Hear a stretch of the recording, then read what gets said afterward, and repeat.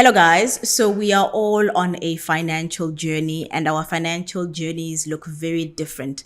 But I want to talk to you today. If your priority this year is to face your debt head on, and you really, really want to focus on smashing that debt and hopefully reducing your debt landscape to to an acceptable level, and you're also sitting there and you're wondering to yourself, when will I actually be out of debt? Today, we're going to do a tutorial that will actually help us calculate and rail down, when you will actually be out of debt in terms of the month as well as the year, and why it is recommended that you actually do not service your debts by paying the minimum payment, because when you pay the minimum payment, that basically means that you are going to be indebted for a longer time. And the more you are indebted, the more expensive it is. So if that's you, you are in the right place. My name is Tendo Dlo, and I am your financial coach.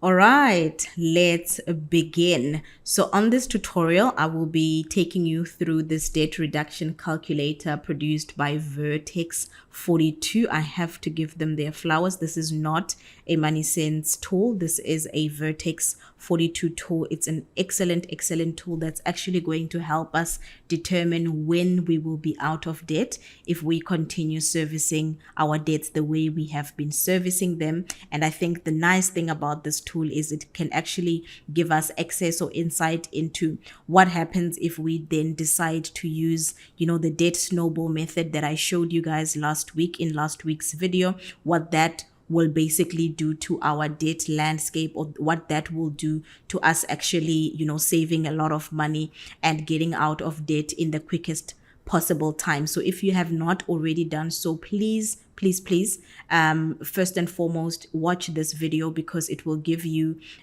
proper instructions on what your debt landscape needs to look like and why we are actually opting for the debt snowball method as our strategy of getting out of debt. So right on top, what we're going to do is we are going to just put the balance date, which for purposes of using this calculator, just always make sure that you are putting the first day of the month.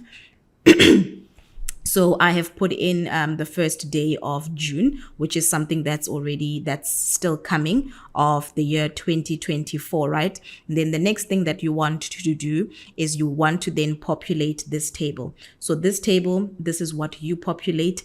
Everything else that happens from this level from line 25, the calculator itself will calculate on your behalf. So you don't need to worry about that.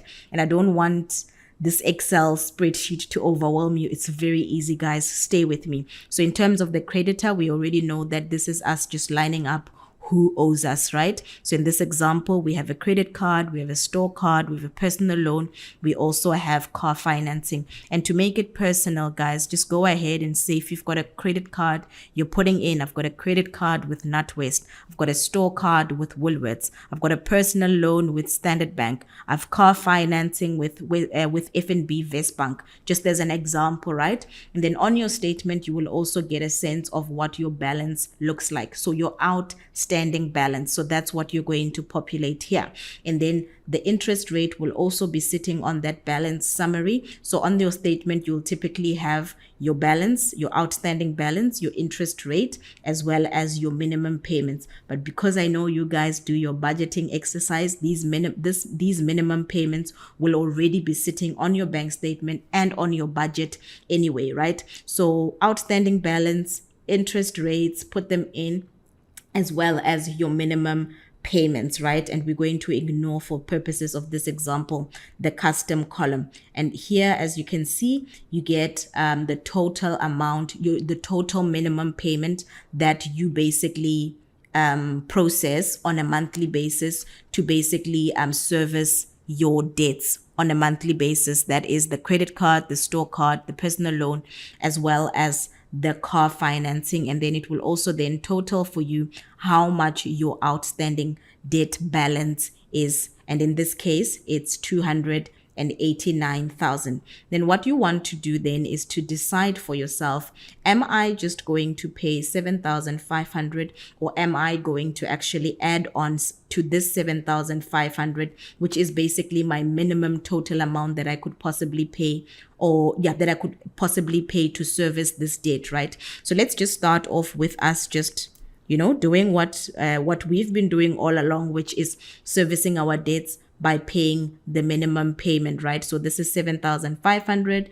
And then the strategy that we want to actually adopt is the snowball method, which is basically us saying that we're lining up all of our debts from smallest to biggest, and we're going to focus on paying the debt that has the lowest outstanding balance first, right? And in this case, it would be the store card. And I don't know if you already picked it up, that this calculator already, it automatically just placed the creditors in our chosen order according to the strategy that we want. So when we put this in, our credit card was the thing that was the line item that was first. Now the store card is the line item that is first, because we've chosen the snowball method, which says line up all of my debts from smallest to biggest. And as you can see, they have been lined up from smallest to biggest. And here it's showing you how much interest you pay on this particular debt, right? And on this particular debt,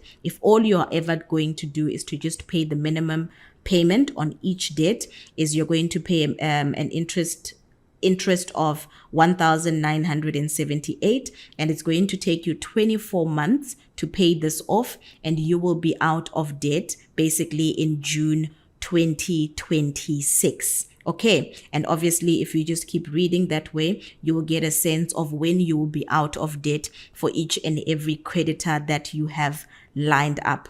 I hope that is making sense. And as you can see, the interest that you would have paid at the end, and again, these are just estimates, right? The interest that you would have paid on these particular dates at the end of their life is 94,611, and your debt freedom date for all of these dates would be October 2028. All right, so now let's play around with this calculator a bit so that we can see what happens if we actually decide to just, get onto that side hustle, sacrifice that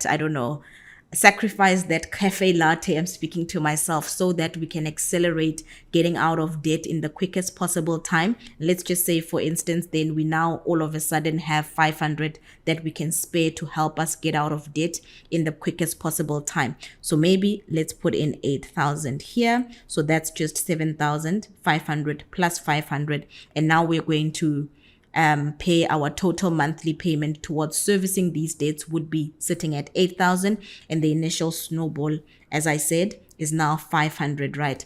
What does this do? It now significantly changes the story for us. Now all of a sudden we are moving from having incurred an interest of, remember in the previous example, our interest was sitting at 1.9. Let's just go back so that I can refresh your memory. The interest was sitting at 1.9, but if I just put in 500, right, the interest that I pay on the life of this debt is only 916, right? Now all of a sudden I'm moving from, let's go again so that you guys can remember. Now I'm moving from it taking me 24 months to pay this off and me being out of debt in June 2026 to now, let's see, it's going to take me how long? 11 months, and I will actually be debt free in May of 2025, right? And in total, what now this tells us, or what this teaches us, is that now our interest that we are going to pay over the life of all of these debts now has reduced from 94,611 to 82,528. And our debt freedom date we are actually going to arrive at it sooner. So instead of us arriving at our debt freedom date in October, we're now going to arrive at our debt freedom date in May of 2028. I hope that is making sense. And this is why, guys, we always encourage and recommend that you are not servicing your debts by just paying the minimum payment. The minimum payment is expensive. And what do we mean by expensive? The expense is sitting here in the interest that the bank and the interest that the creditor is actually charging you to actually have this debt.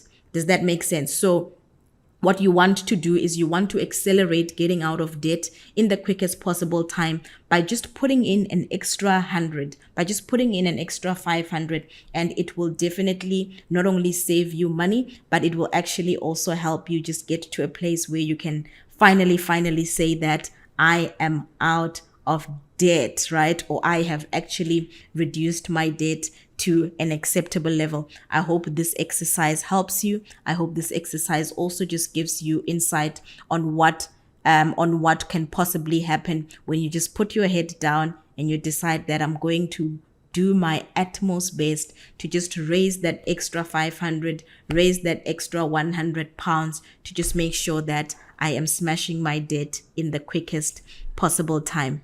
All right, guys, thank you so much for watching the tutorial. Please do let me know if you are actually going to, number one, use the debt calculator. And if you do, please let me know in the comment section when you will actually be out of debt. And number two, please do let me know that after watching this video, whether or not you are going to continue or you are going to insist on paying the minimum payments, or you are actually going to top it up, even if it means you're topping up your minimum payments by 20 pounds or by 100 rand or whatever the case is. Remember to like this video, use the comment section obviously, and share it with someone in your circle whom you know will be beneficial, will find this content beneficial. Thank you so much.